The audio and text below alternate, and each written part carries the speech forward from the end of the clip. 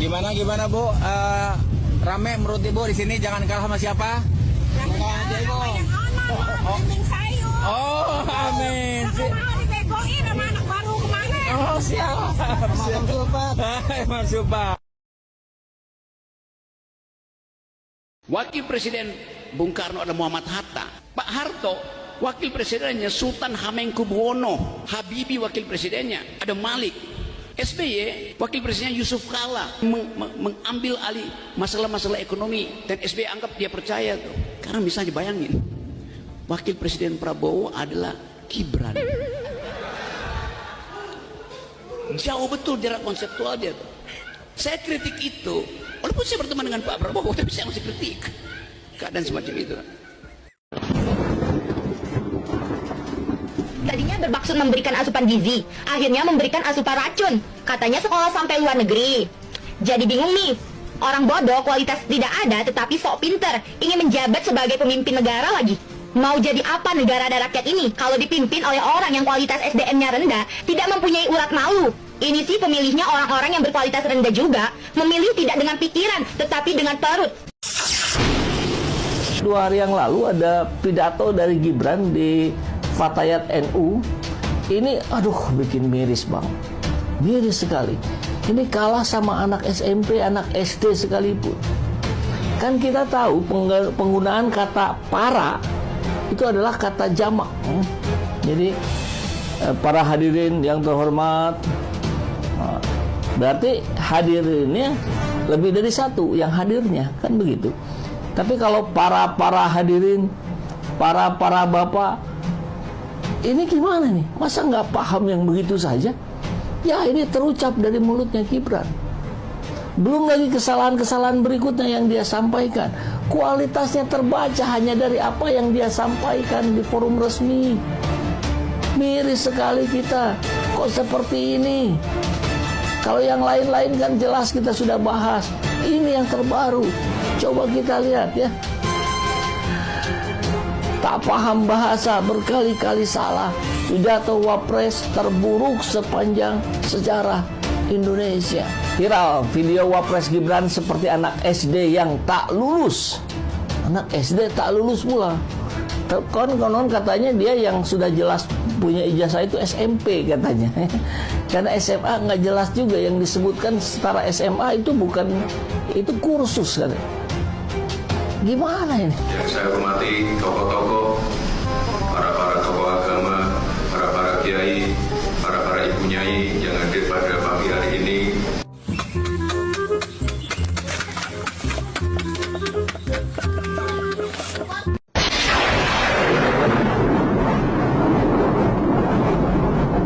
Beri saya 10 pemuda dan saya akan guncang dunia itu. Dan dijawab oleh Presiden Jokowi, saya beri 1 pemuda, saya guncang Mahkamah Konstitusi. Kebiasaan kita adalah nanti koneksi, ya kan,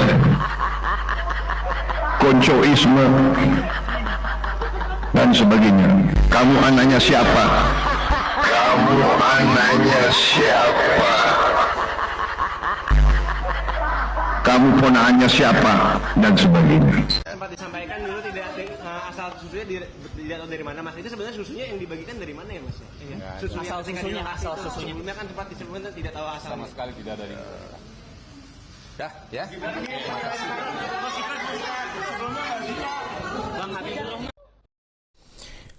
Libanon mungkin beruntung dengan lahirnya seorang Khalil Gibran, tapi Indonesia boleh dikatakan tidak beruntung bagi para oposisinya, dan mungkin tentu beruntung bagi para pengikutnya yang mempunyai kepentingan dengan adanya Bahlil dan Gibran. Dan membahas tentang Gibran Raka Buming Raka yang memang menuai banyak polemik di media massa, terutama netizen, di mana tingkah lakunya seorang wakil presiden yang tidak mencerminkan seorang pemimpin yang mempunyai wibawa dan mempunyai kapabilitas yang sangat diragukan oleh rakyatnya. Di antaranya banyak dikecam baik oleh netizen dan oleh politikus yang tentu saja sangat kritis, yaitu Rocky Gerung.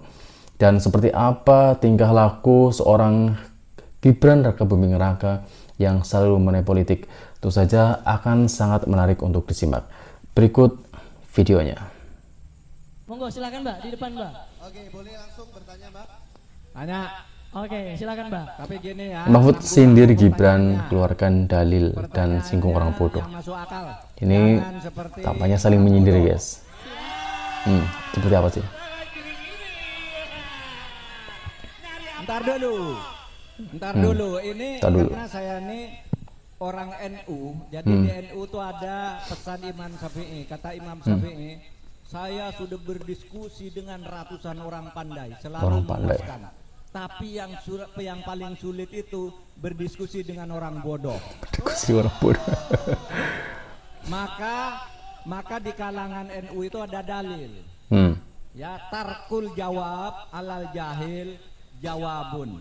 Tidak menjawab pertanyaannya orang bodoh itu adalah jawaban yang paling baik.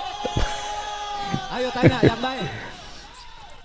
Kasus Gibran secara hukum tertulis itu sudah selesai bahwa dia sah menjadi calon. Betul. Tapi karena di atasnya ada moral dan etika, maka ada hukumannya dua. Pelanggaran etiknya tuh dikenakan kepada oknum. Misalnya ketua MK yang sudah diberhentikan itu karena jelas-jelas dia terbukti melakukan pelanggaran berat di dalam bidang etika sehingga diberhentikan. Tapi saudara, karena etika ini berkaitan dengan moral, maka sebenarnya hukuman moral, pengucilan sosial dan cibiran masyarakat akan terus terjadi kepada orang yang melakukan itu. Ini menjadi Gibran banget ya. Hukum formal tidak mencakup, tapi kalau setiap orang mengatakan ini anak haram konstitusi, ini bro. Tabrak bro. Undang-undangnya sudah. Hukuman sosial di tengah masyarakat, hukuman moral juga. Anda tidak sah, gitu. Anda karena pertolongan angkel paman. Karena Anda ini merekayasa hukum. Itu adalah cibiran masyarakat yang tidak akan pernah terhapuskan selama hidupnya. Itu. Tak sudi. Ini orang tidak normal. Orang tidak normal. Singkatnya gitu aja kalau kamu bilang sakit jiwa gitu. Dan saya melihat tampilan yang kebiasaan. Seorang wali kota di kantornya mainan anak-anak dikumpulkan. Terus pada saat debat kelihatan sekali kelakuannya kayak anak kecil. Menurut saya ini penghinaan buat kita yang normal, terutama anak muda dipimpin oleh orang seperti ini. Saya bilang di sini, nggak pantas. Malu kami dipimpin oleh orang yang tidak jelas yang datanya tadi disampaikan oleh Pak Roy Suryo dengan Budi Pak. Nggak ikhlas dipimpin sama orang seperti ini. Sulitlah rasanya apa ini dipimpin oleh anak yang tidak punya pengetahuan yang cukup, pengalaman yang cukup, dan juga sikap-sikap yang cukup. Sikap-sikap yang cukup. Ada leadership yang kuat, ya kan? Betul. Nah itu, itu harapan kita semua dipahami gitu. Bahwa ini bukan negeri kayak katakanlah di Laos atau penduduk yang 5 juta atau penduduk di tempat negara-negara ini terlalu besar. Negara besar guys. Jangan dijadikan percobaan. Makanya tadi Pak JK menyampaikan bahwa untuk menentukan cawapres dia harus bisa atau mampu sebagai capres. Iya, gitu. Harus itu rumusnya. Kalau Pak JK melihat Gibran ini apakah memang sudah saya tidak memenuhi syarat itu atau saya tidak terlalu mengenal Pak secara pribadi ya. Tapi dari sisi kalau sekali lihat wawancara tidak pernah membahas tentang suatu masalah, penyelesaian suatu masalah. Dia langsung pergi sih guys. Dengan visi apa yang dia akan buat. Dan juga tentu kita tidak punya pengalaman, mempunyai pengalaman sesuatu yang dia bisa selesaikan dengan baik. Detik-detik Gibran panik ditanya anak berusia 16 tahun guys. Langsung diketahui guys. Kayaknya meragukan banget gitu loh.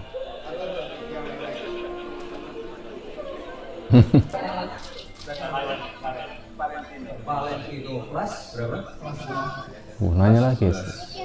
Ditanya malah nanya ya. Nggak apa-apa sih.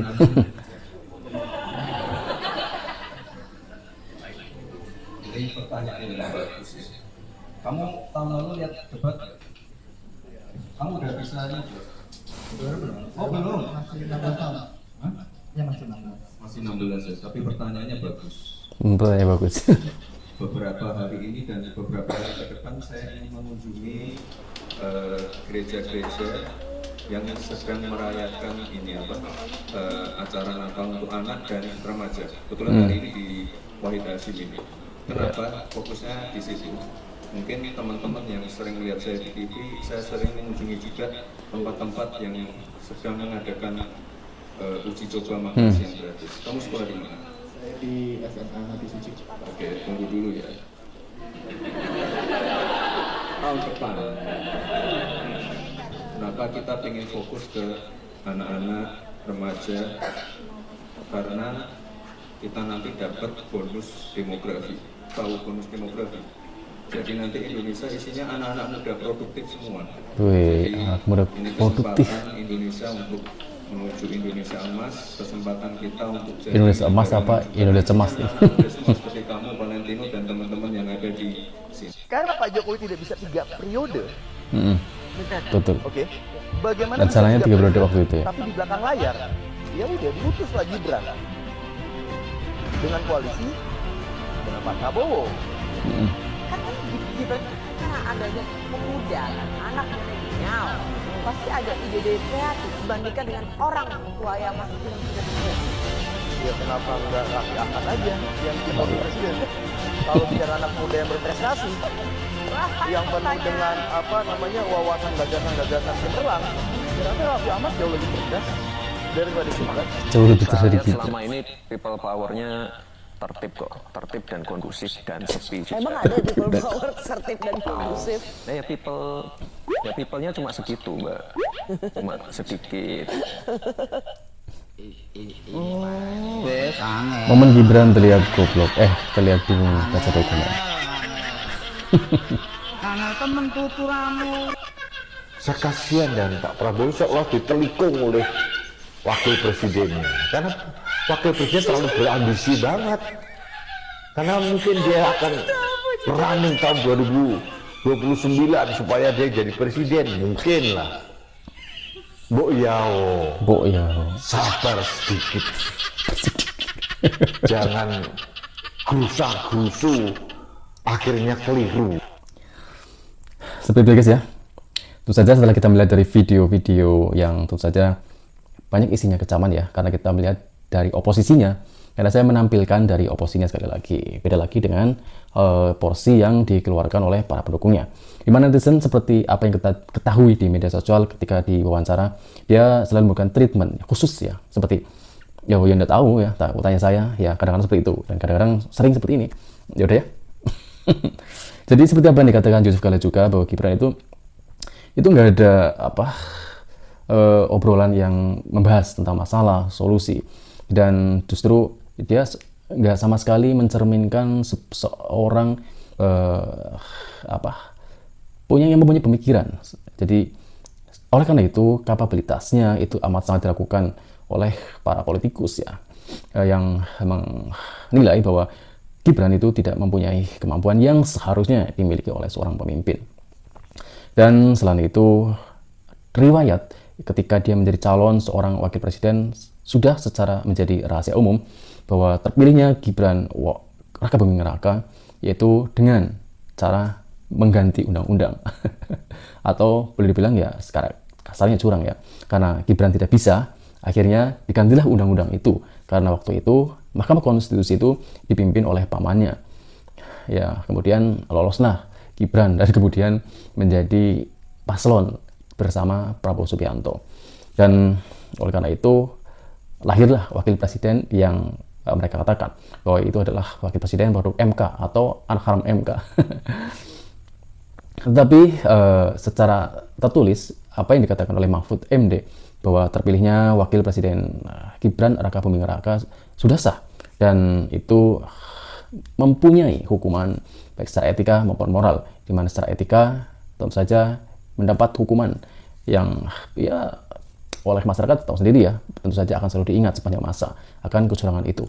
Dan tentu saja Gibran Raka Buming Raka yang sekarang terus disorot akan gerak-geriknya dan etikanya ya di masyarakat yang seolah-olah itu seperti nggak ada harganya ya, nggak ada harganya sama sekali. Kadang dicuekin ya waktu belusukan dan kemudian diketawain seolah-olah dia dinilai tidak mampu ya, bahkan untuk menjawab suatu wawancara. Bahkan ada momen ketika dia diwawancara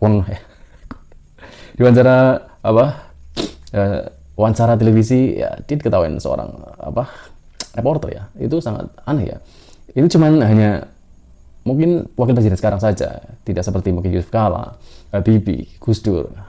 Mungkin mereka sudah kita bisa menilai sangat jauh ya.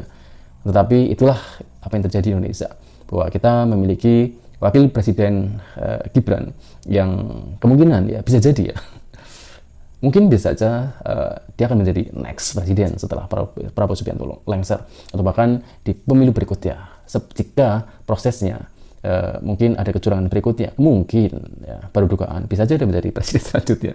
Tetapi jadi atau tidaknya dia menjadi presiden kelak, diharapkan Indonesia akan tetap lebih baik, lebih maju, ekonomi lebih mapan, politik tetap aman. Dan semoga saja itu tetap terjadi. Cukup sekian video kali ini. Assalamualaikum warahmatullahi wabarakatuh.